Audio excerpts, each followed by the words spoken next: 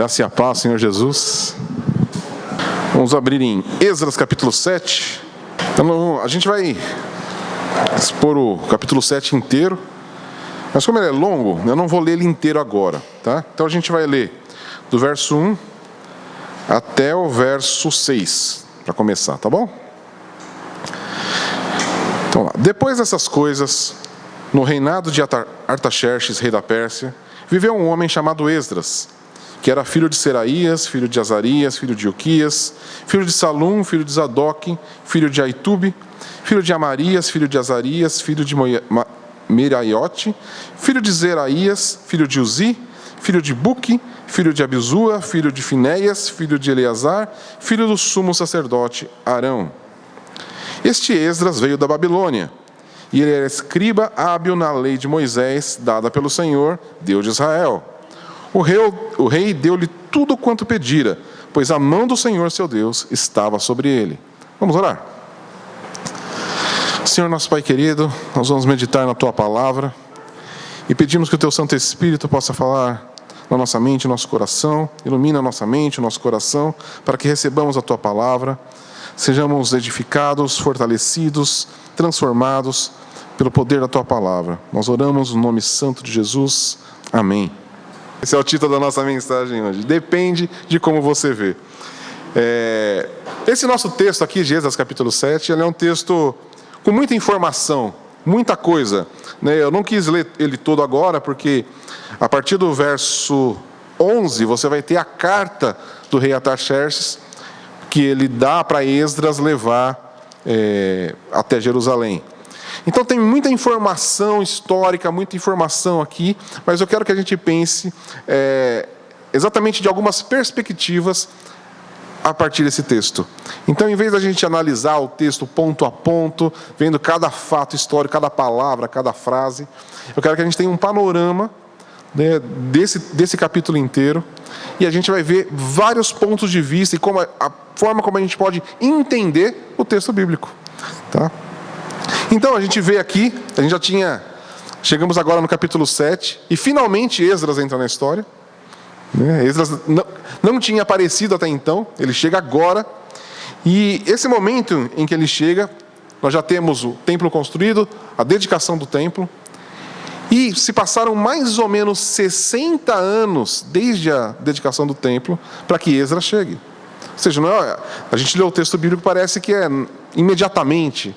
Não, teve um intervalo aí de 60 anos entre a dedicação do templo e a chegada de Esdras ali em Jerusalém. E como o nosso texto diz, ele foi enviado pelo rei da Pérsia.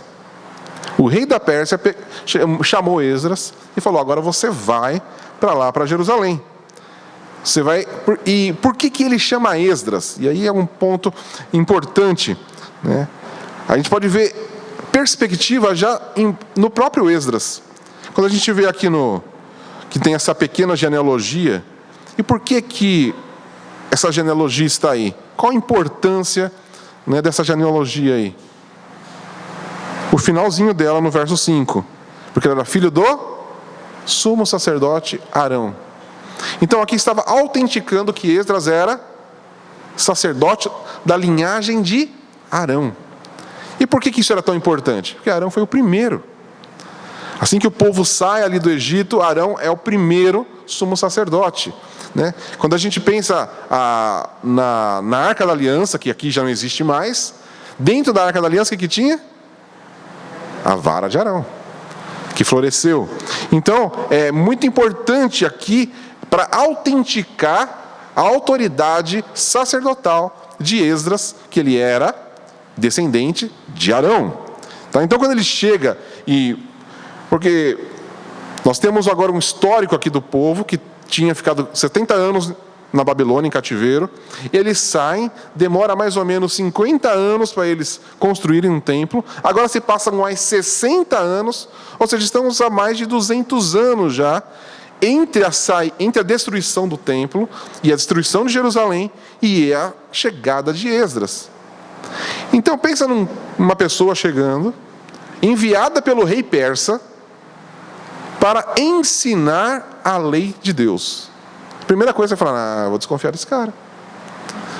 Enviado do rei da Pérsia para ensinar alguma coisa para a gente? Não vou aceitar esse cara não.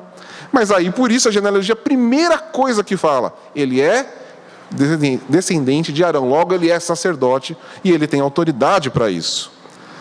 Mas, não para aí, né? O verso 6 diz que ele era escriba hábil na lei de Moisés, dada pelo Senhor. Então, além dele ser um sacerdote, ele era um escriba. Ele era um mestre da lei. Então, aumentando ainda o currículo de Esdras, né? Mas, diante disso tudo aqui, né, ainda tem que a mão do Senhor estava sobre ele. Então, né, tem uma sequência aí de informações sobre Esdras, que é para autenticar o ministério dele. E aí nós temos que entender um pouquinho desse período. O templo estava construído, né? O templo era o quê?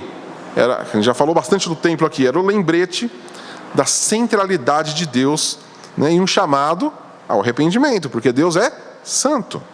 Tá? Então, como que o povo de Deus é chamado ao arrependimento? Não é só pela presença do templo. O templo lembra que o povo é pecador e precisa se aproximar de Deus. Mas qual é o chamado ao arrependimento? Como a gente vê em todo o texto bíblico, a própria palavra de Deus. Sem a palavra de Deus não existe arrependimento. Como é que nós temos consciência do nosso pecado, consciência do nosso afastamento de Deus? É pela própria palavra de Deus. Então, aqui a gente vai ver a nossa primeira perspectiva, né, sobre esse texto, e na verdade vai abranger, a gente pode abranger o livro inteiro de Esdras, que é uma perspectiva que a gente pode chamar de situacional. Nossa, agora peraí. Situacional. Uma perspectiva situacional, de situação. E é uma perspectiva de quê? Do senhorio de Deus. Se a gente olhar toda a história aqui de Esdras, que a gente tem meditado nela, a gente vai ver Deus agindo. E a gente vai ver agora nesse capítulo 7, mais uma vez, Deus agindo por causa do seu propósito. Ele levanta um rei persa. O texto diz aqui que o rei Artaxerxes, rei da Pérsia, chama Esdras e fala: você vai lá para Jerusalém ensinar a lei de Deus para o povo. Nossa, que coisa mais esquisita. Por que um rei persa, que era um rei pagão, que não adorava o Deus de Israel, chama Esdras para ensinar a lei de Deus para o povo de Deus? E a gente vê o que aqui? O senhorio de Deus, né? A soberania de Deus conduzindo a história de acordo com os seus próprios propósitos. Ele pega um rei pagão e fala: você vai enviar um mestre da lei para ensinar o meu povo sobre os meus mandamentos.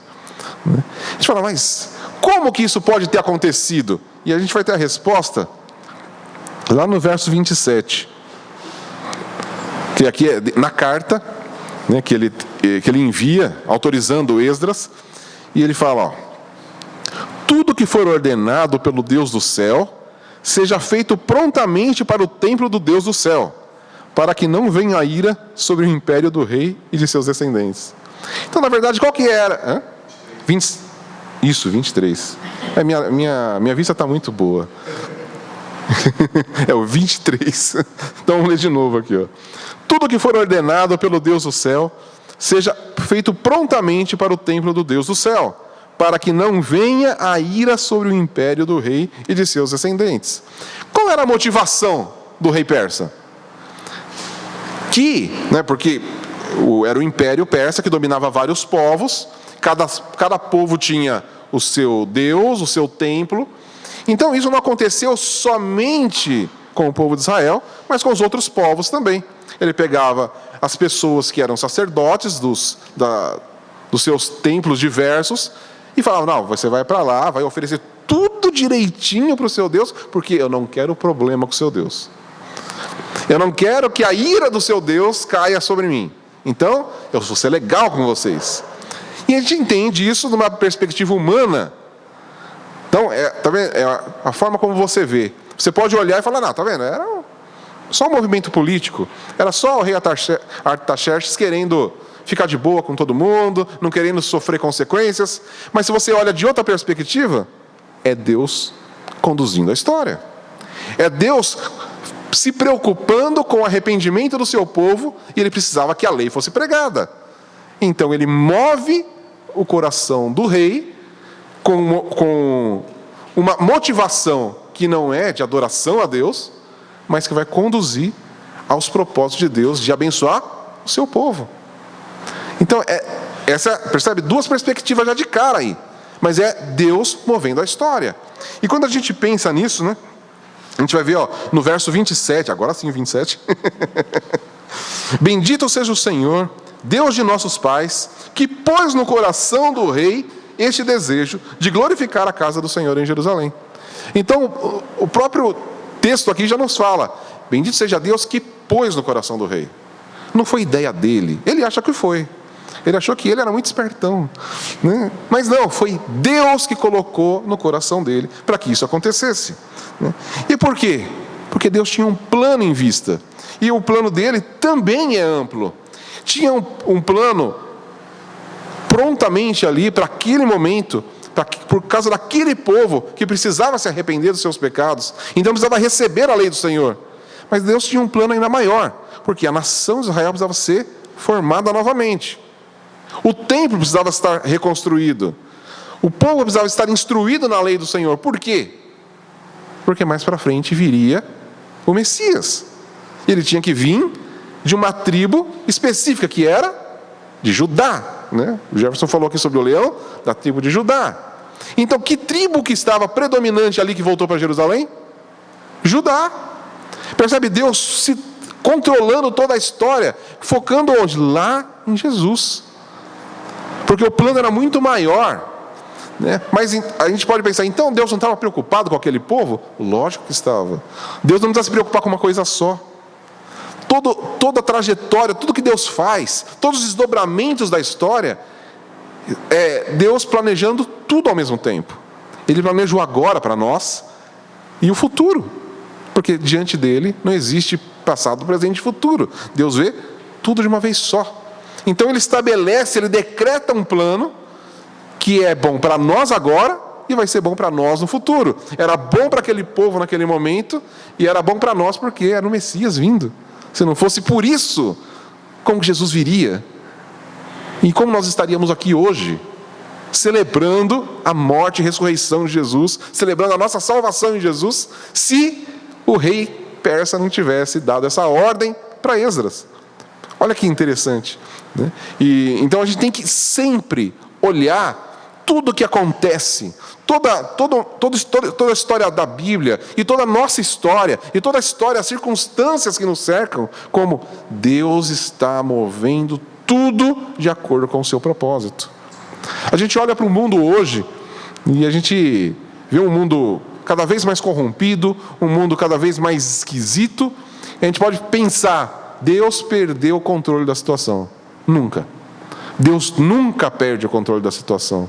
A gente podia, se a gente estivesse vivendo o que esse povo viveu naquele período, o povo que foi exilado, foi levado para a Babilônia, no meio de um povo pagão, sua cidade foi destruída, seu templo foi destruído, a Arca da Aliança sumiu. A gente fala: Deus perdeu o controle. Mas não. Deus estava conduzindo tudo de acordo com o seu propósito. Tudo estava andando perfeitamente como Deus queria. Ninguém enganou Deus. Ninguém pode passar a perna nele. Ninguém pode ter uma ideia que vai contra o que ele quer, né? A gente cantou aqui: pois quem impedirá o Senhor? Quem pode impedir? Ninguém. Não é um rei da Babilônia, não é um presidente de algum país forte aí, nem sei qual é a economia mais forte, o mundo está tão esquisito, né? Que a gente tinha há uns anos atrás, os Estados Unidos é a maior economia do mundo. Hoje já não sei mais se é, né?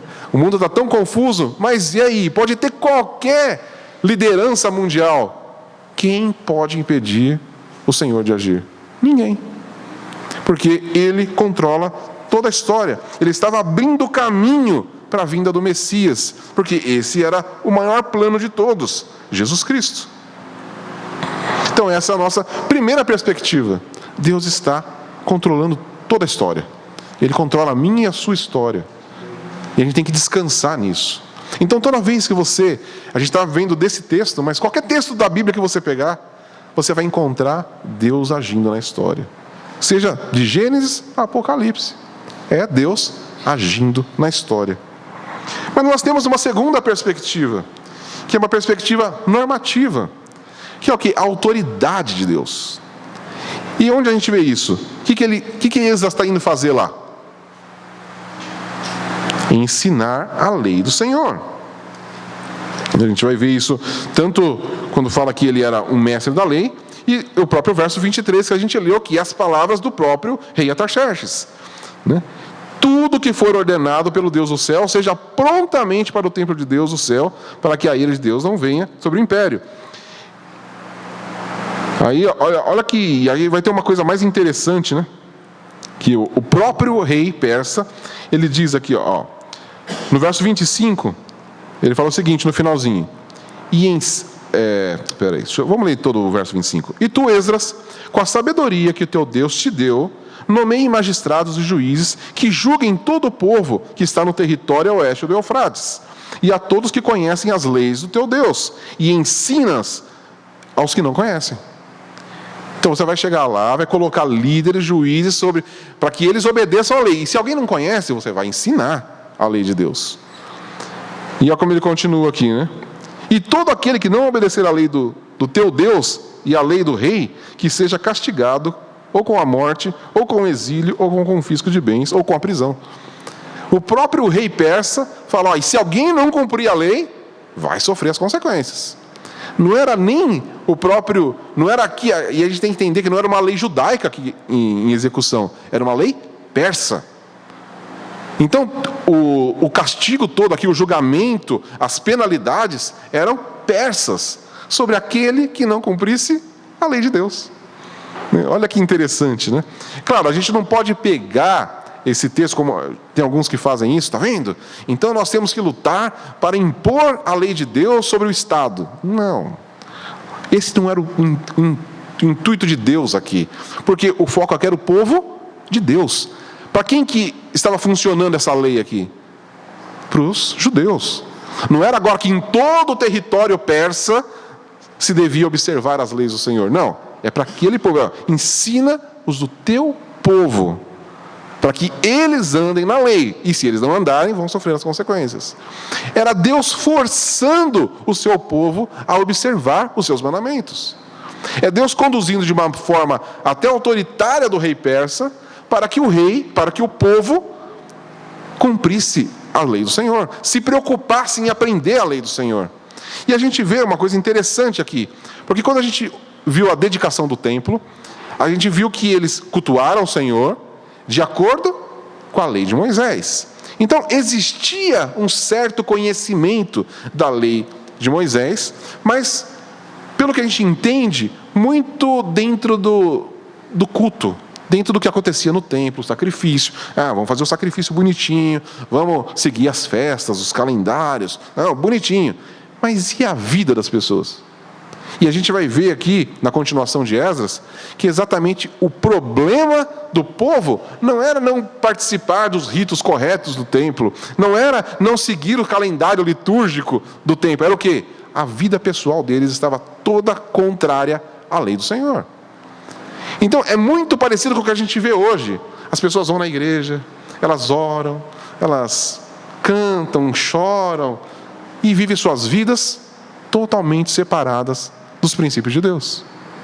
Elas setorizam a vida. Não, tá vendo? Aqui eu vou na igreja, né? Mas agora, durante a semana, agora é minha vida. Agora, né? Eu guardei já fui domingo na igreja, já fiz bastante coisa. Então agora, nessa semana eu vou viver para mim, para os meus propósitos, e geralmente contrariando os ensinamentos de Deus. Então a gente vai ver pessoas que vivem uma vida completamente oposta ao que Deus ensina, e para eles está tudo bem. Era o que estava acontecendo com esse povo aqui em Jerusalém. Nós temos um templo, a presença de Deus está no nosso meio, e Deus vai levar a palavra para eles. Não é bem assim. Vocês estão em pecado. Vocês não se arrependeram do pecado de vocês. Vocês voltaram do exílio por causa do pecado, e continua vivendo no pecado. Não adianta nada vocês cultuarem, dedicarem o tempo, celebrarem a Páscoa, como a gente viu, né, na nossa última meditação, se a vida de vocês continua quebrando os mandamentos do Senhor. E aqui a gente vai ter, então, a outra perspectiva de Deus. Ele conduz toda a história de acordo com os seus propósitos, mas Ele compartilha conosco os propósitos dEle para que a gente esteja submisso aos seus propósitos. Ele não impõe simplesmente sobre nós. Ele poderia muito bem, Ele é poderoso para isso, Ele poderia fazer a gente cumprir a lei obrigatoriamente. Nós somos criaturas, certo? Ele poderia obrigar a gente, como Ele faz com o mar. Não é o que a gente vê nas Escrituras? Ele ordenou que o mar fosse até ali, dali não vai passar. O mar pode falar, mas eu quero. O problema dele, não vai. É a mesma coisa com os anjos. Mas com a gente Ele não faz assim. Ele não impõe e a gente, assim, eu não quero mais. Não, Ele não faz assim. Ele faz o quê? Ele divide com a gente os seus propósitos. Ele divide com a gente a lei para que a gente ame a lei do Senhor e queira obedecer por causa do nosso amor por Ele. Porque Deus quer relacionamento. Então aqui a gente vai ver, né, que Deus é um Deus de senhorio, é um Deus que coordena toda a história, Ele é um Deus que tem leis, que tem normas. E a gente, muitas vezes, principalmente nos tempos de hoje, a gente vê na igreja isso acontecendo também. Não, Deus é amor, Deus é graça. E esquece que Ele é um Deus legislador. Ele é um Deus que deu leis e que elas não morreram. Eu já vi muita gente falando, não, porque esquece o Antigo Testamento, para que ler o Antigo Testamento? Lê só o Novo, porque as leis caíram. Que leis que caíram? Em que lugar Jesus falou que não existe mais lei? Ele disse isso? Não. Fala, mas a gente não estudou Gálatas, que, né, recentemente, que não temos que cumprir as obras da lei, mas sim do Espírito. Então, não somos salvos pela lei? Claro que não somos salvos pela lei. Mas em algum momento Paulo está falando para não cumprir a lei? Não, ele está falando que a nossa salvação não está na lei. Mas que a lei do Senhor está lá e devemos cumprir. Então a gente não pode confundir as coisas. Que Deus é amor, Deus é graça, logo Ele não tem mais leis. Não, isso não faz sentido. As leis do Senhor são o próprio amor e cuidado do Senhor com o seu povo. Porque as leis do Senhor não são para Ele. Muda alguma coisa na existência de Deus, você cumprir ou não as leis dEle? Ele deixa de ser o Deus se você quebrar os mandamentos? Ele deixa de ser o Criador de todo o universo porque a gente quebra um mandamento? Não. Então por que Ele nos dá as leis? Para a gente se relacionar com Ele, para a gente se torne parecido com Ele, para que a gente ande como Ele, nos caminhos dEle, viva para Ele. Então a gente nunca pode interpretar essa perspectiva normativa de Deus como um Deus mau, um Deus irado, um Deus ditador. Não, um Deus amoroso. Alguns falam que Antigo Testamento é lei e Novo Testamento é graça. Não, tudo é lei e tudo é graça. A lei do Senhor é graça. E olha que interessante, quando a gente analisa esse texto aqui. Nós estamos em Esdras 7. Então já praticamente metade mais da metade do livro de Esdras. E Deus já tirou o povo do exílio, reconstruiu o templo, abençoou aquele povo e agora Ele envia a sua lei. Isso prova o quê? Que a salvação de Deus não depende do cumprimento da lei. Ele tira primeiro o povo do exílio, fala, não, agora vocês vão voltar, se estabelece aí, arruma a cidade, constrói o templo. Depois que as pessoas estão ali estabelecidas, quase 200 anos depois, Deus fala, agora então, vocês vão observar a minha lei. Isso mostra que a salvação não é pelo cumprimento da lei, mas a lei é posterior à salvação. Deus nos tira do império das trevas, Deus nos tira do mundo do pecado, tira a gente da escravidão e falar: agora tá bonitinho? Tá limpinho? Então agora você vai andar nos meus caminhos. É posterior. Mas é o propósito de Deus. Ele nos salva para isso. Ele tirou aquele povo. Se a gente pensar na história bíblica, ele tira lá Abraão, lá do meio da Babilônia.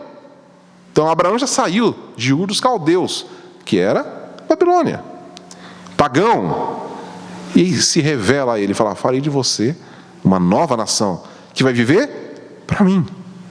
E aí nós temos agora a formação de um povo. E aquele povo foi se afastando de Deus. Ele fala: se vocês continuarem andando assim, eu vou levar vocês para o cativeiro para vocês aprenderem. O povo não aprende. Ele leva o povo para a Babilônia. Deixa o povo lá por quase 70 anos. Aprenderam agora? Vou tirar vocês de novo. Porque ele tinha tirado o povo do Egito. Agora ele tira o povo da Babilônia. Agora, de novo, eu vou ensinar vocês. Vê, pode parecer: nossa, que Deus mau. Depois de salvar o povo do Egito, agora manda para a Babilônia. Não, se fosse um Deus mau, ele não tirava da Babilônia. Não, ele tirou, porque ele quer ensinar. Então a gente pode entender isso na nossa vida. Muitas vezes, a situação, o senhorio de Deus, ele vai permitir coisas na nossa vida. Por quê? Porque ele quer que a gente olhe para a lei. Ele quer que agora essa perspectiva normativa dele apareça para a gente. Então ele: olhe como eu estou agindo na sua vida, olha como eu estou agindo na sua história, porque eu quero te ensinar. Então não é só viver, mas olha aqui, aprenda comigo também. Aprenda com as circunstâncias. Quando a gente passa por situações difíceis, qual tem que ser a nossa reação? Reclamar? Falar: Deus esqueceu de mim, Deus não me ama, Deus é mau. Não, Ele quer me ensinar. E aí, Deus, o que o Senhor quer me ensinar? Revela a tua lei para mim. Revela a tua palavra. Revela as tuas normas, porque eu quero andar em conformidade com aquilo que o Senhor está ensinando. Se o Senhor está me disciplinando, é porque me ama. É isso que o autor de Hebreus vai falar, né? O pai corrige a quem ama. Se não amasse, fala: tá, então vive sua vida aí, o problema é seu. Né? Mas Deus não, Ele não deixa seu povo. Ele deixa seu povo ir até um limite, e aí Ele disciplina. Por quê? Porque Ele quer um povo que seja representante dele aqui na terra, que vai cumprir com os propósitos dele para abençoar essa terra, como foi o objetivo de Israel, de Abraão, de Israel. E quando Ele reúne esse povo, Ele quer o quê? Que esse povo seja bênção para onde eles estão. Amém? Então, é importante a gente entender que Jesus, porque a gente falou do foco, é Jesus. Quando Deus se restabelece aqui o povo em Jerusalém, é pensando em Jesus, na vinda de Jesus. E o que o texto bíblico nos diz? Que Jesus veio, e Ele veio debaixo da lei. Jesus cumpriu toda a lei. Por isso Ele não anula a lei, porque Ele é o cumprimento da lei. Ele fez tudo de acordo com a lei do Senhor. Ele foi perfeito em todos os seus caminhos. Por isso que Jesus é o cumprimento exato dos planos de Deus. Porque aquilo que o povo de Israel não conseguiu, Jesus fez. Jesus cumpriu a lei do Senhor. E Ele fez isso para imprimir no nosso coração a lei. A morte de Jesus representa isso também. A morte e a ressurreição de Jesus representa a inscrição da própria lei de Deus no nosso coração, através do nosso relacionamento, da nossa união com Cristo na sua morte e ressurreição. Então, Deus, Ele quer, sim, que a gente tenha um relacionamento com Ele, mas isso se baseia nas normas dEle. A gente nunca pode esquecer disso. E aí, isso nos leva ao nosso terceiro ponto, que é essa perspectiva existencial. E aí a gente pode pensar na presença de Deus. Então, se a gente olhar, tudo bem, Deus é o Senhor da história. Deus conduz tudo de acordo com o que Ele quer. Mas Deus nos dá leis. E aí parou aí? Não. Ele é um Deus que se faz presente. E aí quando a gente falou de Jesus é exatamente isso. Ele veio cumprir a lei. E aí o texto de João nos diz que Ele é o quê? O Deus encarnado que tabernaculou entre nós. Jesus, Deus, Ele não legisla distante de nós. A gente não pode ter aquele pensamento, Deus sentado num alto e sublime trono, olhando toda a sua criação de cima, faz isso, não faça isso. Quebrou a lei, punição. Não é, isso é como muitas vezes o mundo vê. Um Deus irado, um Deus zangado, carrancudo, né, que só fica dando normas. Fazendo isso pode, isso não pode, e se quebrar vai para o inferno. Né? Mas o que é Jesus? É o próprio Deus que desce na terra. Ele não fica legislando de longe, ele vem cumprir a lei. Ele vem cumprir a lei no nosso meio. Ele vem mostrar como que é, para que o ser humano foi criado, qual é o motivo da nossa existência. É isso. Jesus veio, ele não ficou só ensinando de longe, ele veio viver no nosso meio. Ele fez morada entre nós. Então, quando a gente pensa, se a gente associar todas essas coisas, o templo agora estava presente ali em Jerusalém, e aí precisava vir a lei, para aquele povo agora andar em conformidade com a presença de Deus. Jesus é o templo definitivo de Deus, que habitou entre nós. E aí ele trouxe junto com ele o quê?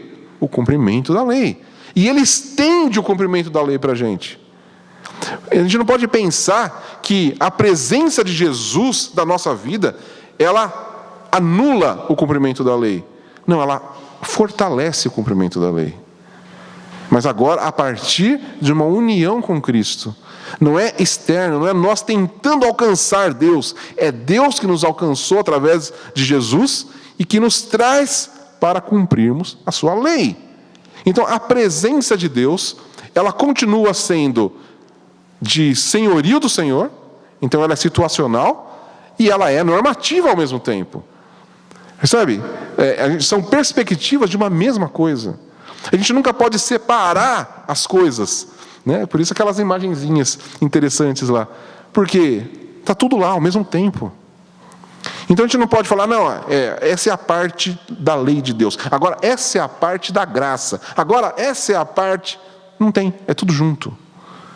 Quando a gente adora e pensa no Deus que habitou entre nós, e tem essa imagem, Jesus, o Deus eterno, que agora encarnou e habitou entre nós, e a gente pensa na paixão de Cristo, ele ali naquela cruz, sofrendo por causa do nosso pecado, e a dor que ele sentiu, e o seu sangue vertido por nós, e aí depois nós temos a ressurreição, e que coisa maravilhosa, e tudo isso é cumprimento da lei, e tudo isso é estender para nós o cumprimento da lei.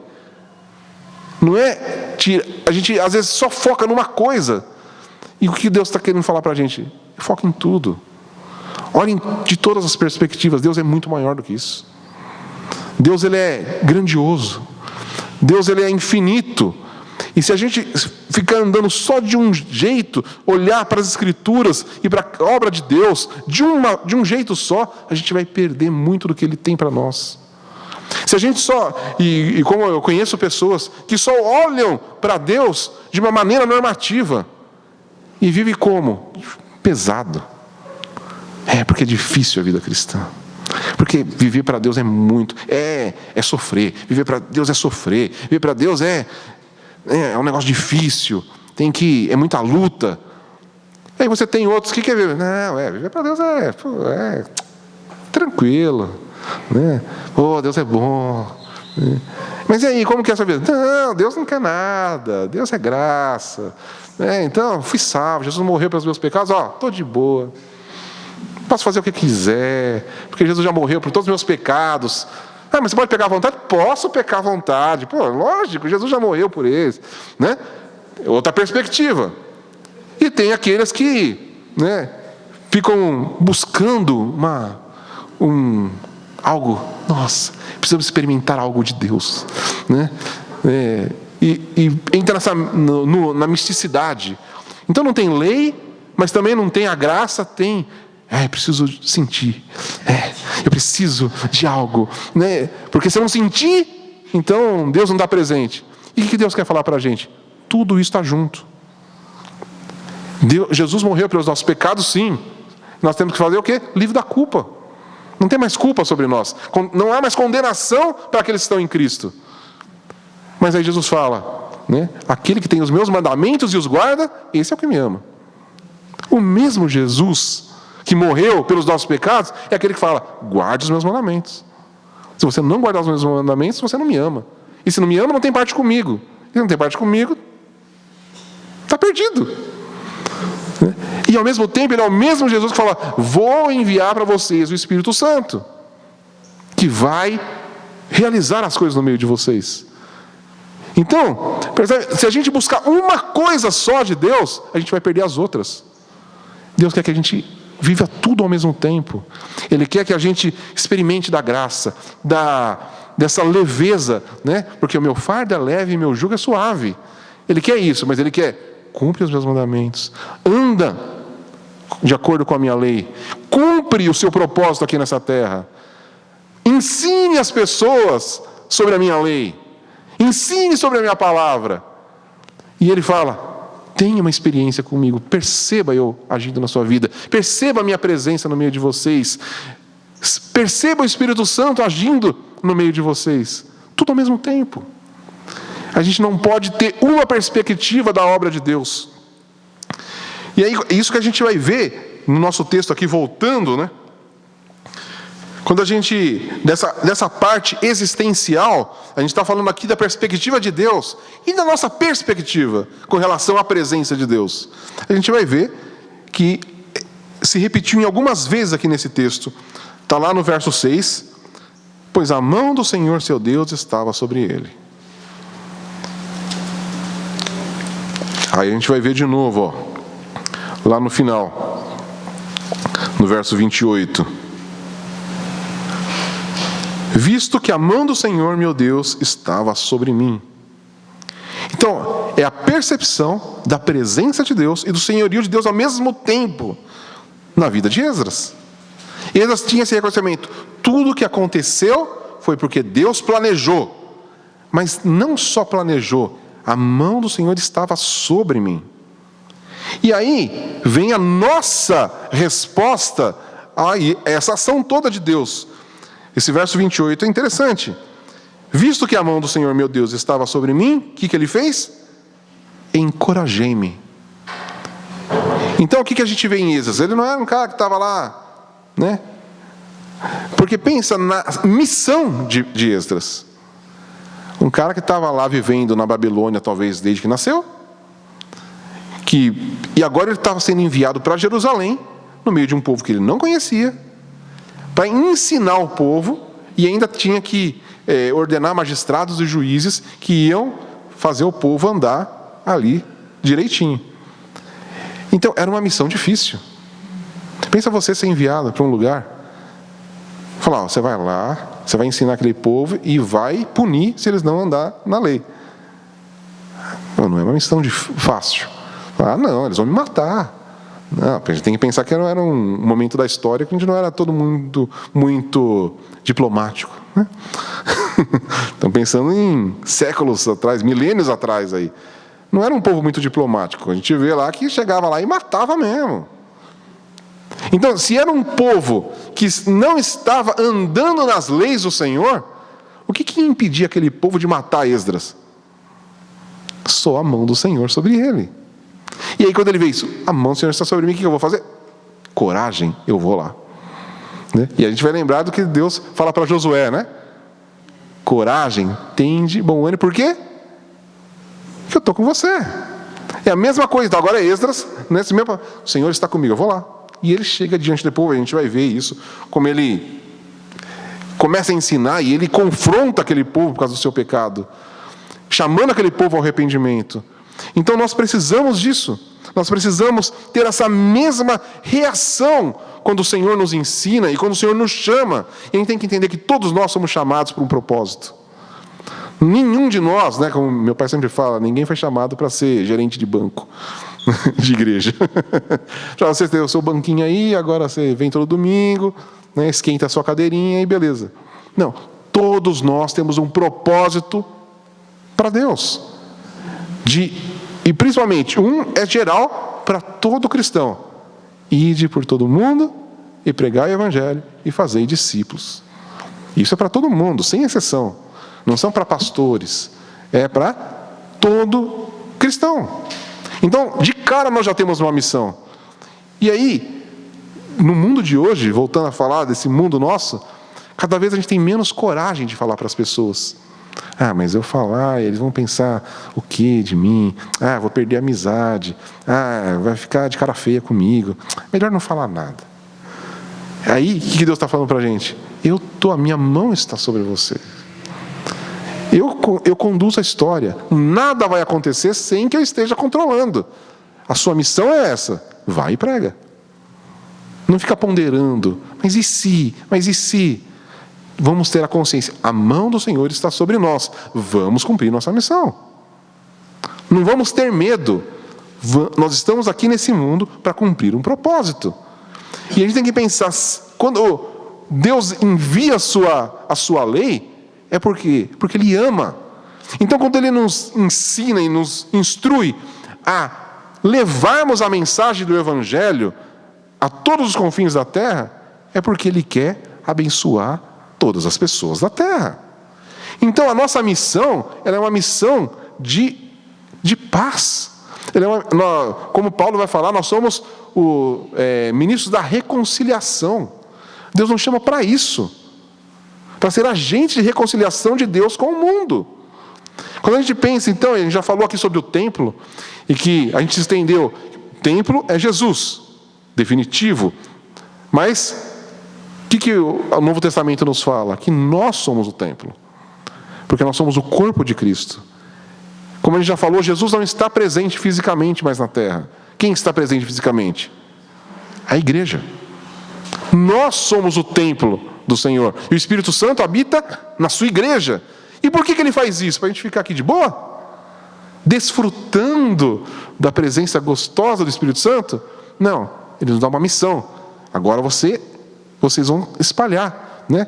Quando a grande comissão de Jesus fiquem lá na Judéia, até que vocês sejam revestidos de poder. E aí vão fazer o quê? Serão minhas testemunhas na Judéia, em Samaria e até os confins da terra. Agora que vocês são um templo cheio da presença de Deus, e a gente vai lembrar disso lá em Crônicas, Salomão constrói o templo, e aí Deus enche o templo. E quando Deus enche o templo, algo acontece. Né? Os sacerdotes todos se caem de joelho em adoração ao Senhor. E aí nós temos que pensar nessa visão da igreja. Nós, o templo de Deus. Deus enche com o Espírito Santo. E o que nós estamos fazendo com isso? Será que as pessoas, por quem estão próximas de nós, estão dobrando seus joelhos, declarando Jesus Cristo ao Senhor? Ou a gente só fala, não, vai chegar o dia, né? Quando Jesus voltar, aí todo mundo... Não, mas aquele dia, aqueles que não creram, eles vão se dobrar, mas já vai ser tarde demais. E nós estamos fazendo o quê? Tão acomodados na nossa vida cristã gostosinha, vivendo já os nossos... eu tenho tanto problema já para pensar, que ainda tem que pensar no problema dos outros. É isso que Deus nos ensina. Que existe um mundo carente da mensagem do Evangelho. E que a gente precisa expandir isso. É o que ele fez, é o que Esdras fez. Esdras devia estar tranquilo lá na Babilônia. Pelo que a gente entende, vendo o rei chamando ele era um cara que estava tranquilo na Babilônia. Ele devia ter uma boa posição na Babilônia. Para o rei Artaxerxes chegar para ele, agora você vai ser o chefe lá. Você vai chegar, vai instituir juízes, magistrados. Então ele era um cara que devia ter uma boa posição financeira, uma boa posição social. Não era muito mais cômodo para Esdras ficar na Babilônia? Mas não, ele foi para Jerusalém, porque ele tinha uma missão. E ele foi. E aí uma coisa importante de entender sobre essa missão dele, está no verso 10. Porque o verso 9, né, quando fala que ele partiu da Babilônia no primeiro dia do primeiro mês e chegou a Jerusalém no primeiro dia do quinto mês, graças à boa mão do seu Deus que estava sobre ele.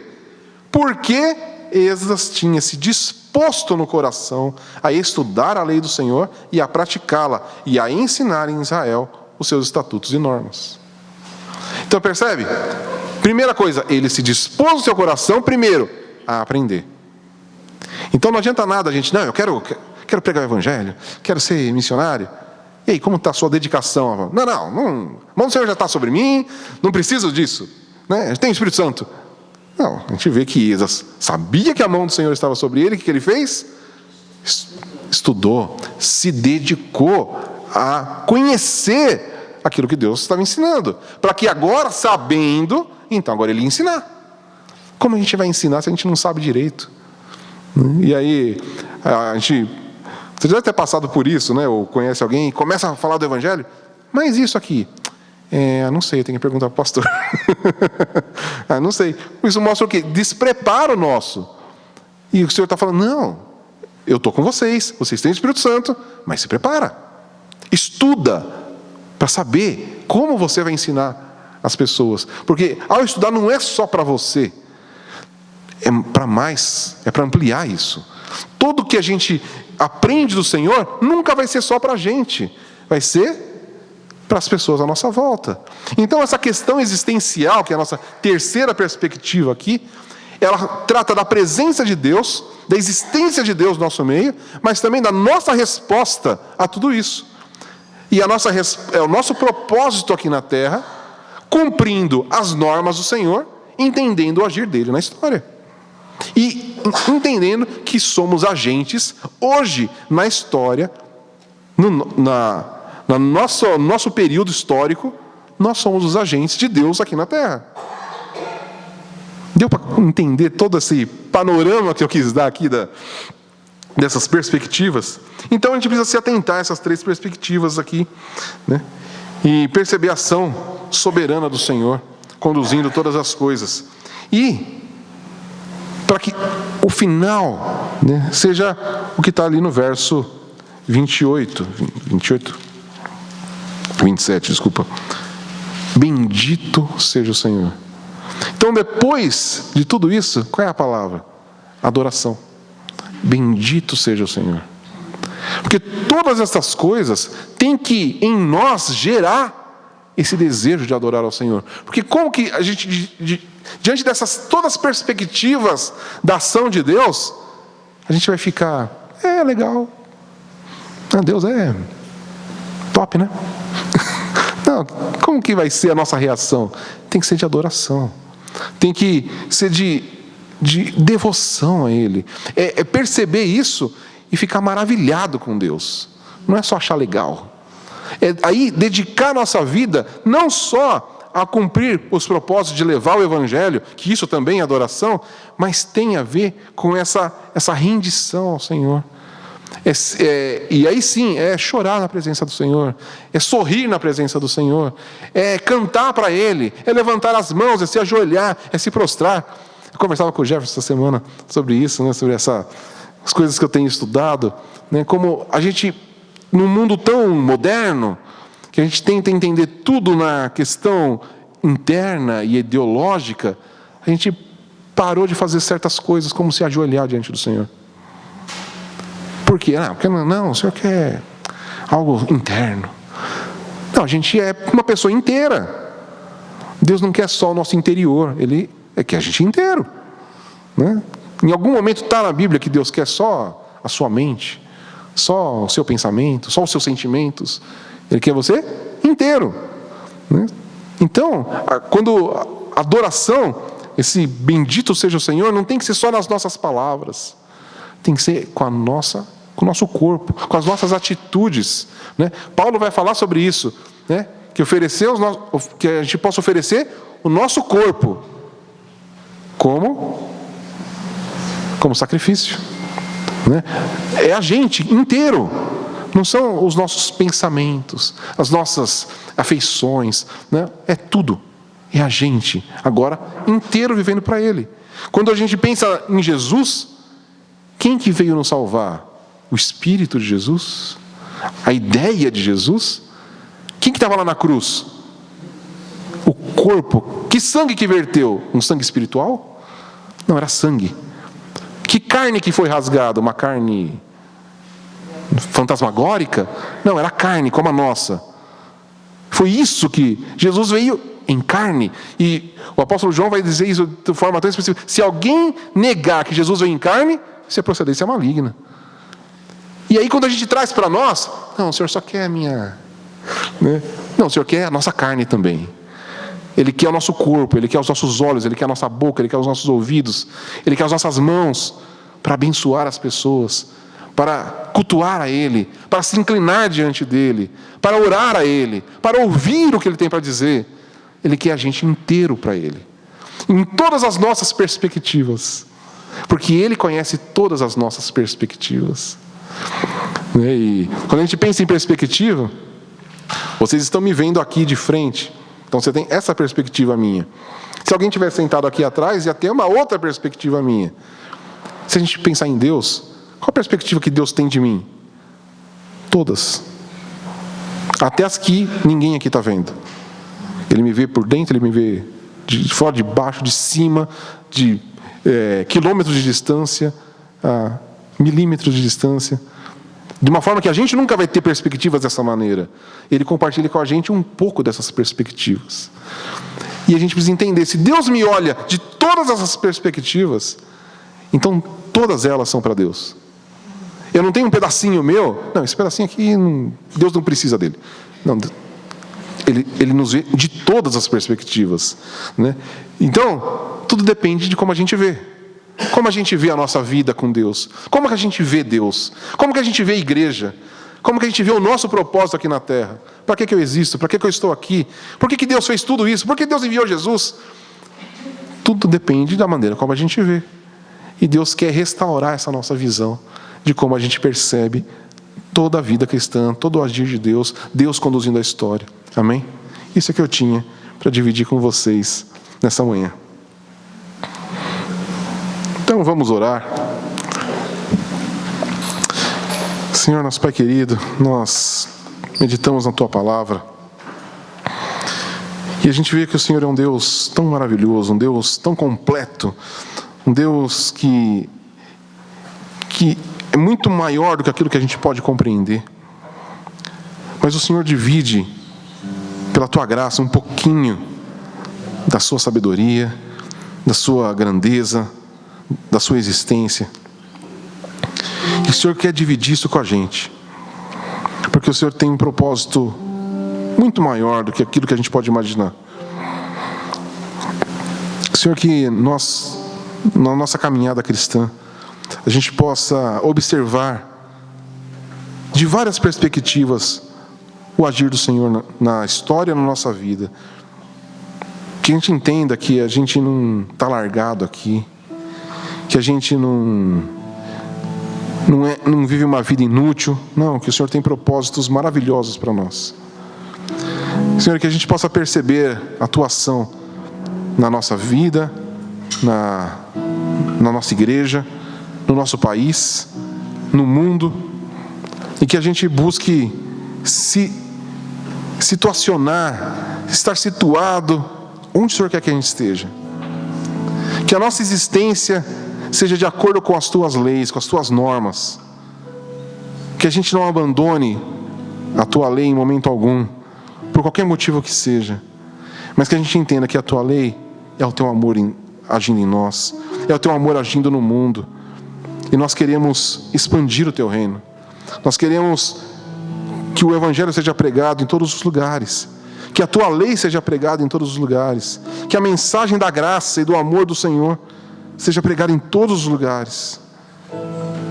Que a gente leve mensagem de arrependimento a esse mundo afastado de Ti. Que nós sejamos um verdadeiro templo, a presença de Deus nesse mundo. Que a nossa vida como igreja possa impactar as pessoas à nossa volta, para que eles se curvem diante de Ti, não consigam ficar de pé diante de tamanha grandeza, diante de tamanha magnitude, diante de tamanha graça e misericórdia, diante de todo o poder que é a Tua presença no nosso meio. Senhor, que a gente nunca se acomode, mas que a gente tenha coragem, como Esdras, que foi corajoso, que se preparou e que foi enfrentar os perigos que fossem necessários para cumprir o propósito que o Senhor tinha colocado no coração dele. O Senhor nos chama todos os dias para cumprir um propósito nesta terra. Nós sabemos que só podemos fazer isso com a presença do Teu Santo Espírito em nós, agindo na Tua igreja, Senhor, e que nós possamos perceber a ação do Teu Espírito em nós, perceber cada atitude que o Senhor tem agido na história, e possamos dizer: bendito seja o Senhor, porque o Senhor tem feito isso. Bendito seja o Senhor, porque o Senhor tem nos disciplinado. Bendito seja o Senhor, porque o Senhor tem nos ensinado. Bendito seja o Senhor, porque o Senhor tem se manifestado. Bendito seja o Senhor, porque o Senhor tem levantado pessoas para me ensinar. Bendito seja o Senhor, porque o Senhor tem me dado a Tua palavra. O Senhor nos deu a oportunidade de termos hoje a Bíblia escrita aqui para a gente, com fácil acesso, e ninguém nos proíbe de ler. Senhor, obrigado porque nós estamos num país que a gente não sofre uma perseguição tão ferrenha e a gente pode pregar o Evangelho livremente. Bendito seja o Senhor, porque o Senhor tem agido na história, e que a gente possa responder a tudo que o Senhor tem feito para o louvor da Tua glória. Amém.